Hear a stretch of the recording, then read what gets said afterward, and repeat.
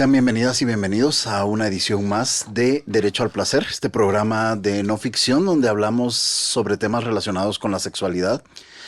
Mi nombre es Alejandro Pérez y cuento nuevamente aquí con la presencia de nuestras expertas, Andrea Bonilla y Alejandra Andrino. Hola, mucho gusto. Yo soy Andrea Bonilla, soy sexóloga clínica, también soy psicóloga.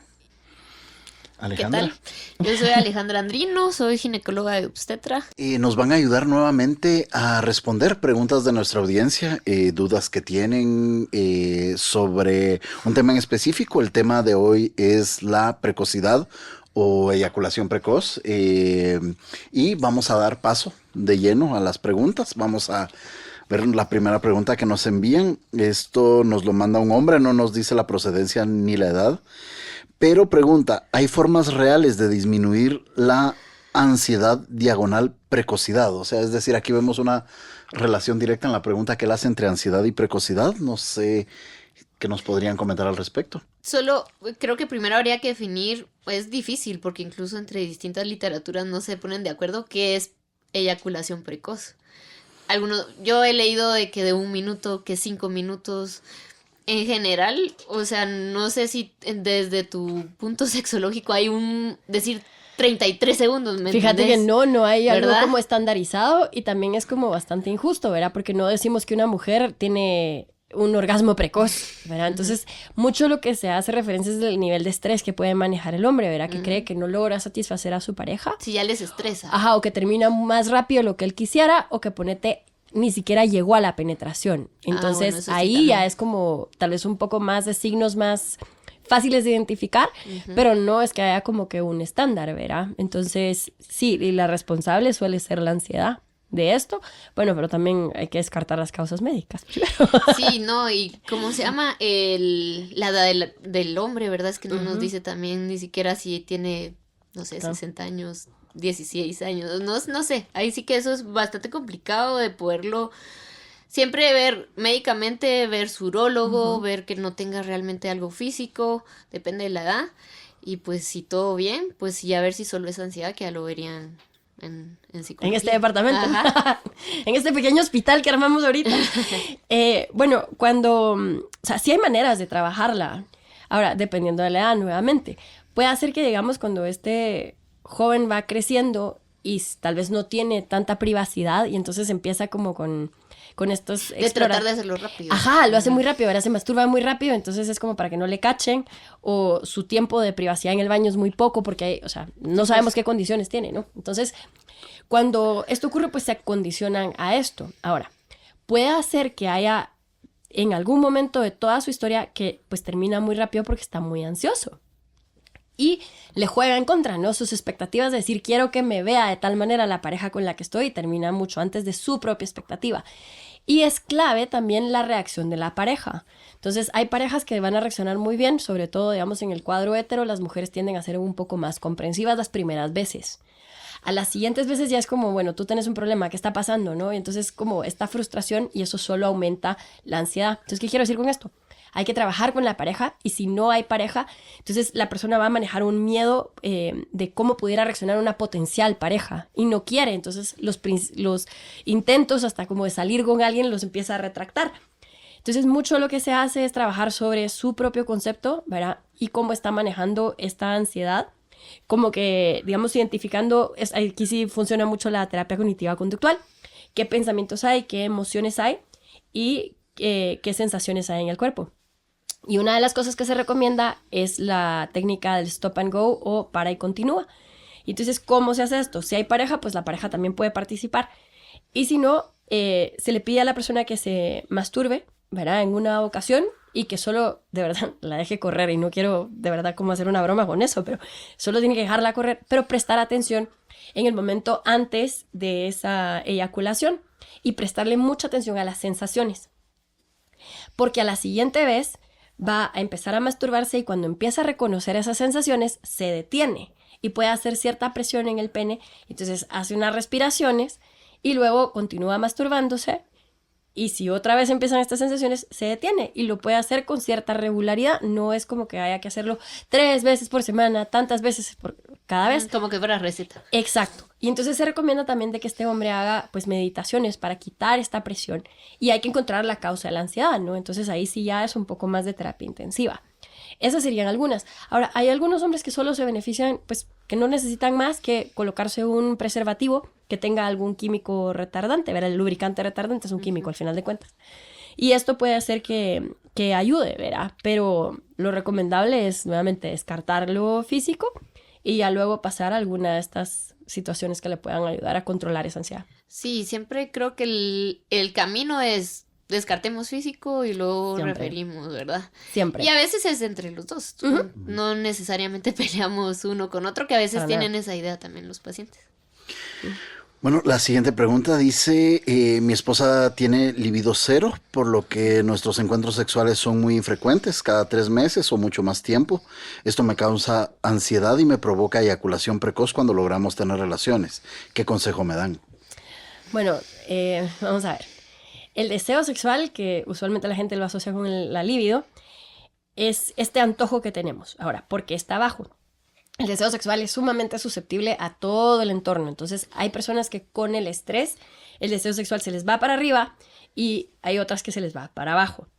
Puede hacer que también hayan problemas en la dinámica, porque no sé cuántos años llevan estas parejas juntas y también hay cosas que uno va resintiendo y te vas desencantando de la otra persona y si te toca heridas de infancia es menos probable que generes ese deseo hacia tu pareja.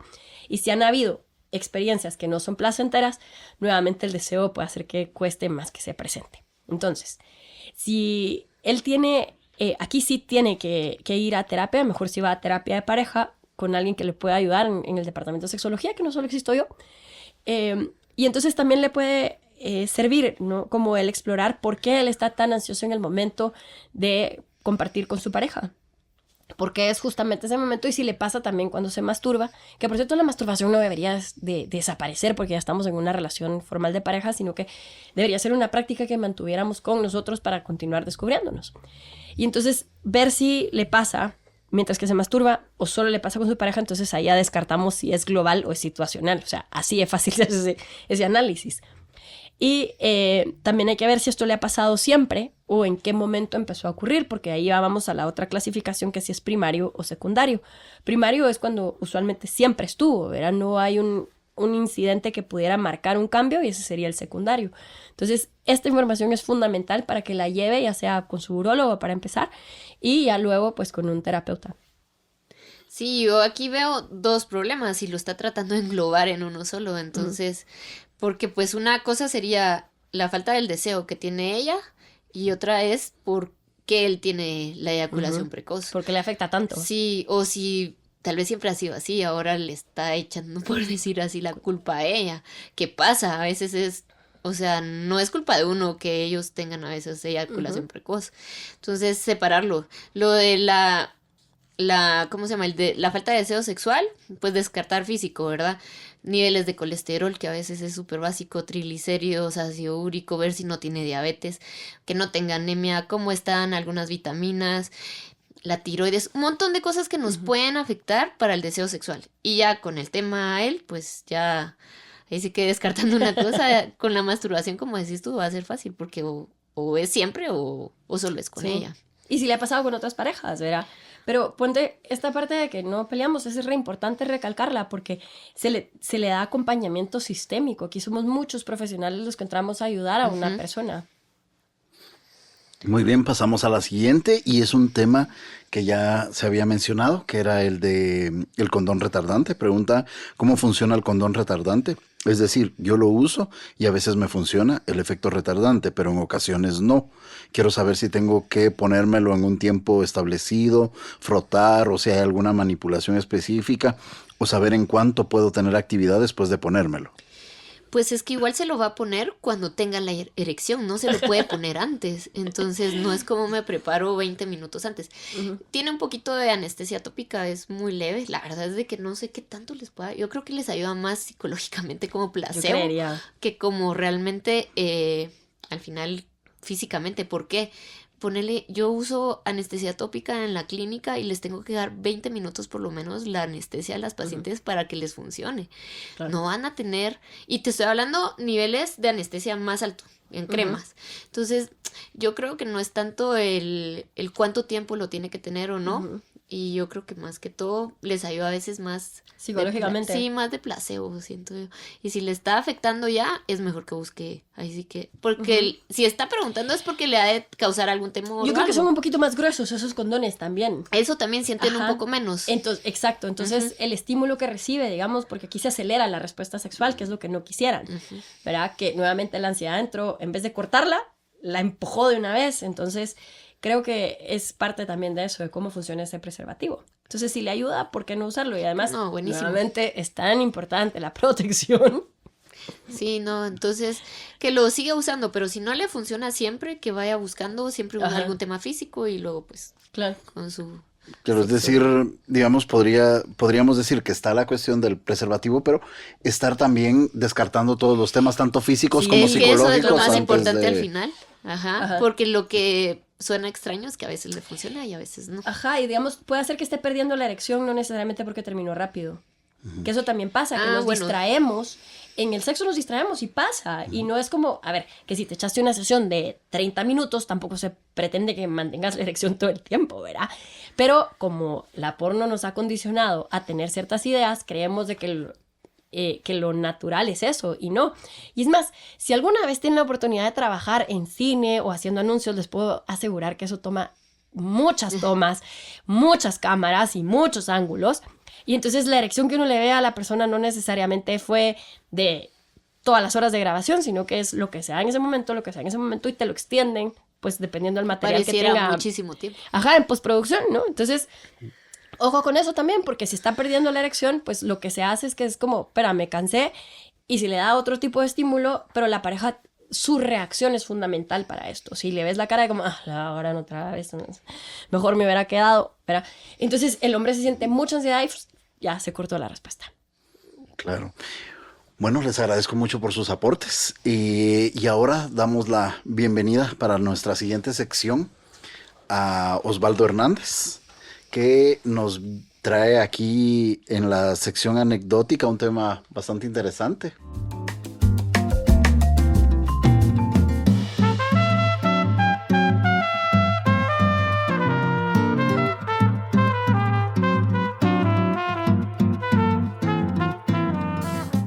Bienvenido, Osvaldo.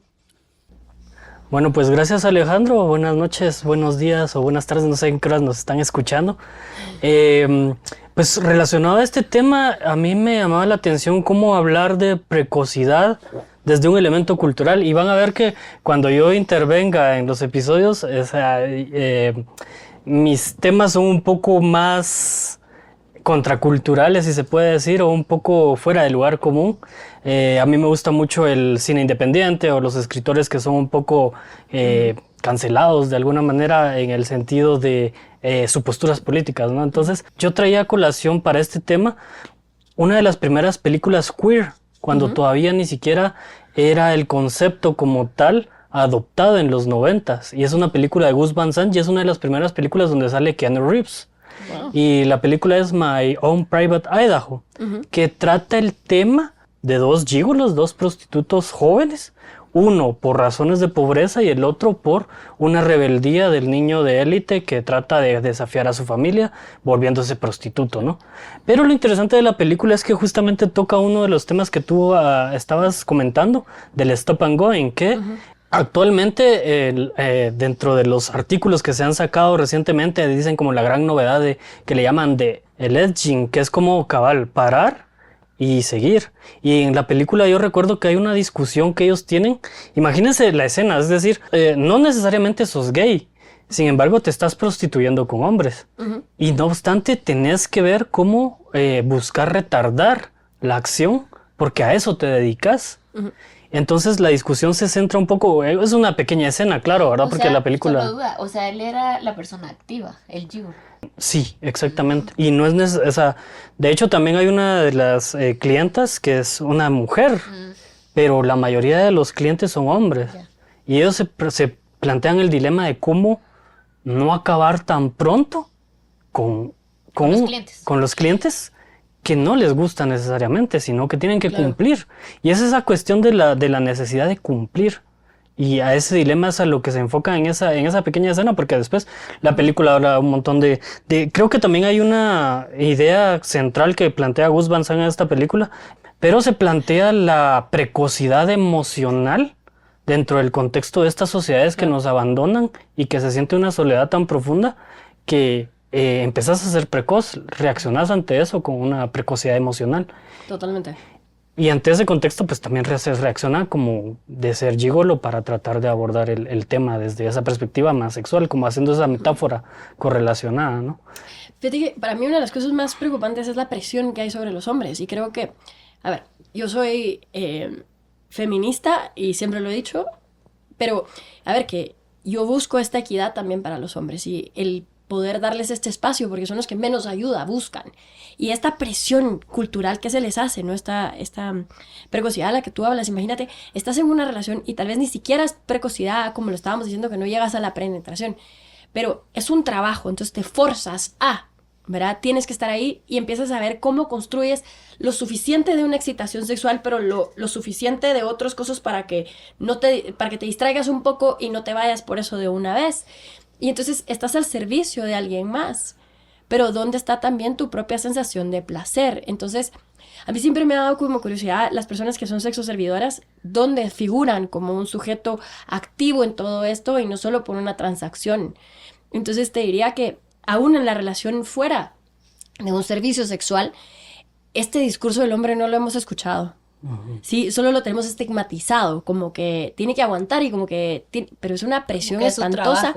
Ajá, es lo que le toca, eso es lo que hacen los hombres. Y si no aguantas, y viene todo este imaginario de hombres que te zampan un par de adjetivos y te deshacen sexualmente. Y el dilema es que el orgasmo masculino es obvio, se demuestra, es decir, hay una acción puntual física que llegaste al orgasmo, ¿no? Y tenés que cumplir cuando sos un gigoló, imagino. Totalmente. Entonces, ¿cómo rescatamos esta masculinidad si lo que debemos darle sexualidad sana a los hombres? Es si tú quieres, pero genuinamente quieres, o te sientes forzada. ¿Y qué es esta masculinidad que has construido? Que no es que esté mala masculinidad para nada. Y nuevamente, soy feminista. Entonces, es más como de por qué le estamos atribuyendo ciertas características que los hombres no necesitan. Y los hemos dejado en una situación tan desventajosa, sobre todo en su sexualidad. Entonces, creo que hasta que hasta me atrevería a decir que de cierta manera la cultura nos abusa a todos, pero a los hombres los deja en una posición de silencio y vulnerabilidad todavía mayor. Que al final esta cultura, digámosle, machista es donde viene la ansiedad de ellos, porque es como, ¿por qué no puedo cumplir? ¿Por qué no? Exacto. O sea, y más estresa, más eyaculación precoz. Y tú sabes que si digamos un hombre no tiene una erección, nunca falta, pero de verdad nunca falta desde el tono de mayor respeto, y lo voy a dejar ahí como entre comillas un poco, que la pareja le diga, ¿y tú qué? ¿Tenés otra? ¿No se te para? ¿No me decías o sos hueco? Y con ese vocabulario, entonces, si te das cuenta, atacó la sexualidad del hombre todo el tiempo. Puedes decirle, oye, no tienes ganas, no pasa nada. Te viniste rápido, no pasa nada. Enfoquémonos en esto. ¿Qué más es placentero? Porque nuevamente, el enfoque del sexo no debería de ser el orgasmo. O sea, que chilero se aparece, genial, 100 puntos, ojalá los tengan, ¿verdad? Pero nuestro enfoque debería de ser esa conexión, ¿no? Ese descubrir, aunque sea algo casual, ni siquiera estoy hablando del amor, ¿verdad? Eso. Bueno, muchas gracias a nuestras expertas y a Osvaldo que nos trajo aquí un tema antes de que fuera mainstream, ¿verdad? ya lo tenía identificado. Nosotros nos vemos a la próxima con otro programa de El Derecho al Placer y hasta la próxima. Nos vemos. Bye. Adiós, Chao. adiós, gracias. El Derecho al Placer es una producción de no ficción. Contenido disponible en nuestras redes y descripción de los contenidos disponible en www.no-ficción.com.